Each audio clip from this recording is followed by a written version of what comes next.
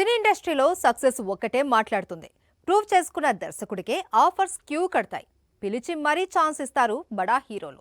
ఇప్పుడు ఇలాంటి జాక్పాట్ని కొట్టేశాడు ఓ యంగ్ డైరెక్టర్.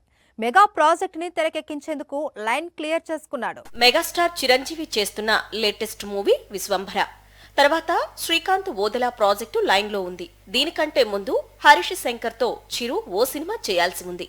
కానీ మిస్టర్ బచ్చన్ ఫ్లాప్ అవడంతో హరీష్ పేరు లిస్టులోంచి మాయమైంది.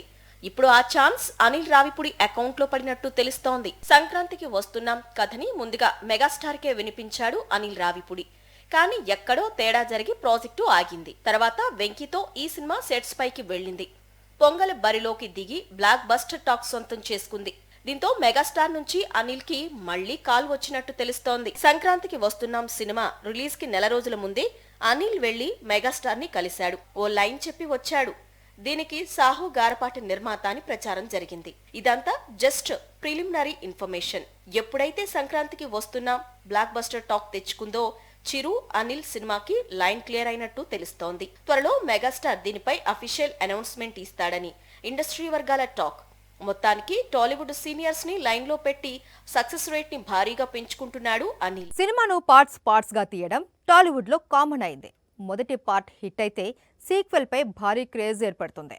దీన్ని క్యాష్ చేసుకోవాలి అంటే సెకండ్ పార్ట్ వీలైనంత త్వరగా రావాలి.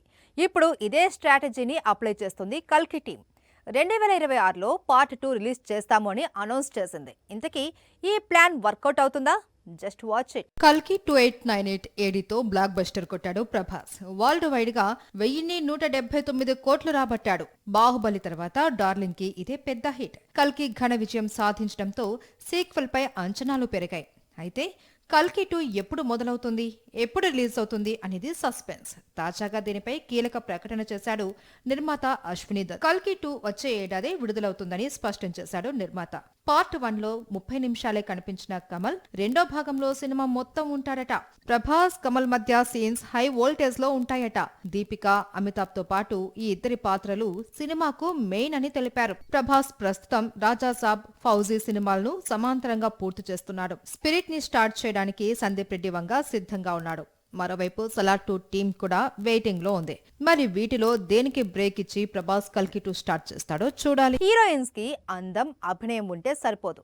అంతకు మించి టాలెంట్ చూపించాలి. పెద్ద హీరోతో జోడీ కట్టి సక్సెస్ అందుకోవాలి. ఇలా ఒక్క హిట్ పడితే చాలు, స్టార్ హీరోయిన్ అయిపోవచ్చు. వరుస ఆఫర్లు క్యూ కడతాయి. పాన్ ఇండియా ప్రాజెక్ట్స్ లో ఛాన్స్లు వస్తాయి.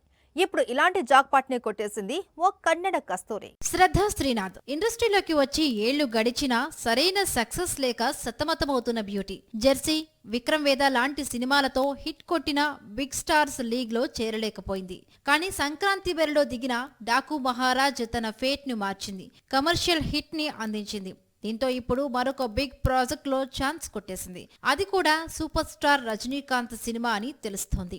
రజనీతో జైలర్ తీసి బ్లాక్ బాస్టర్ కొట్టాడు నెల్సన్ దిలీప్ కుమార్. ఇప్పుడు దానికి కొనసాగింపుగా జైలర్ 2 చేస్తున్నాడు.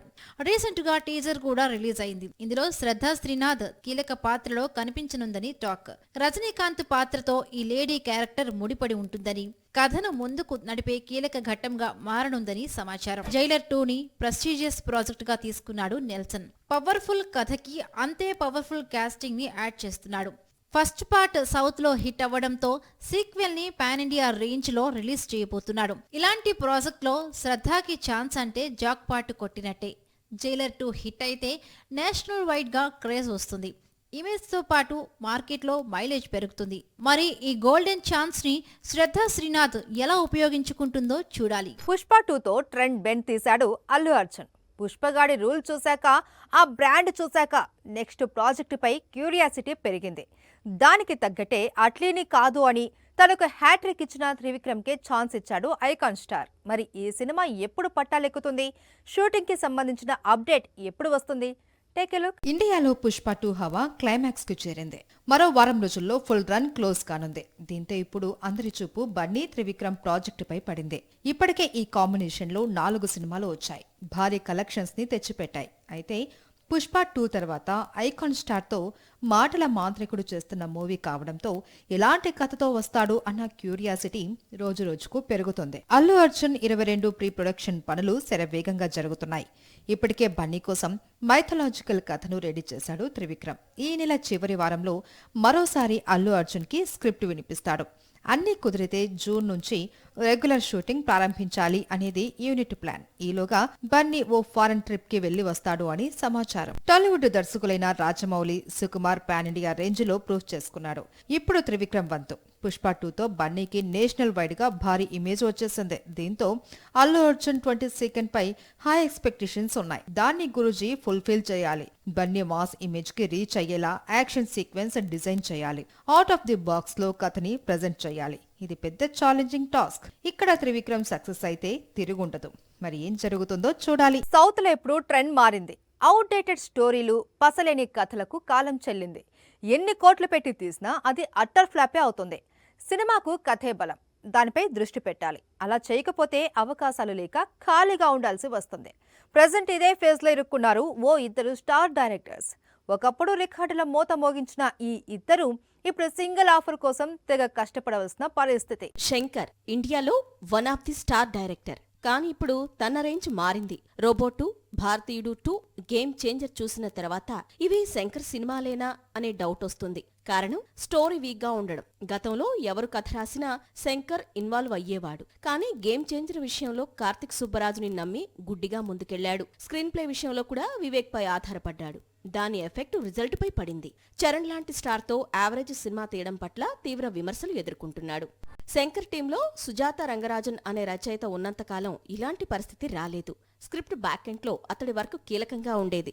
సుజాత మరణం తర్వాత శంకర్ టేకప్ చేసిన సినిమాలన్నీ డిజాస్టర్గా నిలుస్తున్నాయి. ఇప్పటికైనా శంకర్ రైటింగ్ విభాగంలో ఇన్వాల్వ్ అయితే మళ్లీ పూర్వ వైభవం అందుకునే ఛాన్స్ ఉందంటున్నారు ఫ్యాన్స్. ఈ విషయాన్ని శంకర్ ఎంతవరకు సీరియస్ గా తీసుకుంటాడు అన్నదే ప్రశ్న.